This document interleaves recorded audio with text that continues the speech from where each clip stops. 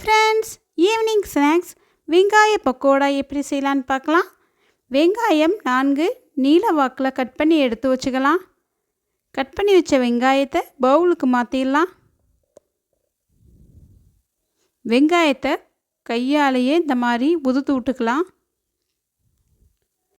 2 cup கடலை மாவு, 1 cup அரிசி மாவு சேர்த்துக்கலாம்.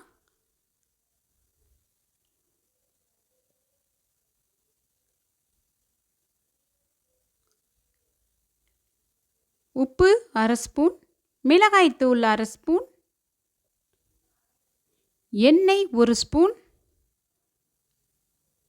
போட்டு எல்லாத்தையும் ஈவனாக மிக்ஸ் ஆகும்படி கையாலே நல்லா கிளறி விட்டுக்கலாம். வெங்காயத்தில் ஈரத்துலேயே இந்த மாவை நல்லா உறிஞ்சு வரும். வெங்காயம் மாவும் நல்லா கலந்து வரட்டும். நல்லா கலந்துருச்சு. இந்த ஸ்டேஜில் நம்ம தண்ணி லைட்டாக தெளிச்சுக்கலாம். தண்ணி தெளித்து நல்லா பிணைஞ்சு விட்டுலாம். இந்த பதத்துக்கு பிணைஞ்சாலே போதும். இப்போ பொரிக்க ரெடி ஆயிடுச்சு. இது ஒரு 10 நிமிஷம் அப்படியே இருக்கட்டும். இப்போ அடுப்பு ஆன் பண்ணிக்கலாம்.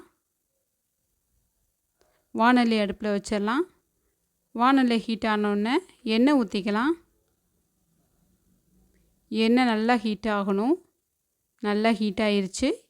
இப்போது நம்ம சின்ன சின்ன உருண்டையாக எடுத்து மாவை எண்ணெயில் போட்டு பொரிச்சு எடுத்துக்கலாம். நல்லா காஞ்சால் மட்டும்தான் இந்த மாதிரி நுர பொங்கி வரும். நல்லா கோல்டன் ப்ரௌன் ஆகணும். நல்லா 2 பக்கமும் நல்லா பிரட்டி விடணும்.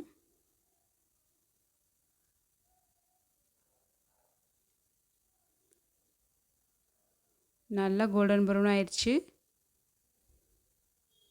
இப்போ சர்விங் பிளேட்டுக்கு மாற்றிடலாம். டக்குன்னு இந்த மாதிரி ஈஸியாக 5 நிமிஷத்தில் வெங்காய பக்கோடா செஞ்சிடலாம். டேஸ்டியாகவும் மொறுமொறுன்னு ரெடி ஆயிடுச்சு வெங்காய பக்கோடா.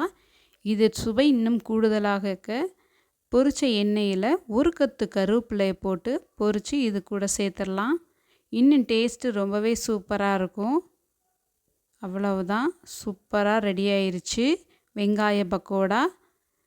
சுவையான சூப்பரான டேஸ்டியான மொறு வெங்காய பக்கோடா ரெடி. இந்த வீடியோ பிடிச்சிருந்தா லைக் பண்ணுங்கள், ஷேர் பண்ணுங்கள், சப்ஸ்கிரைப் பண்ணுங்கள். தேங்க்ஸ் ஃபார் வாட்சிங்.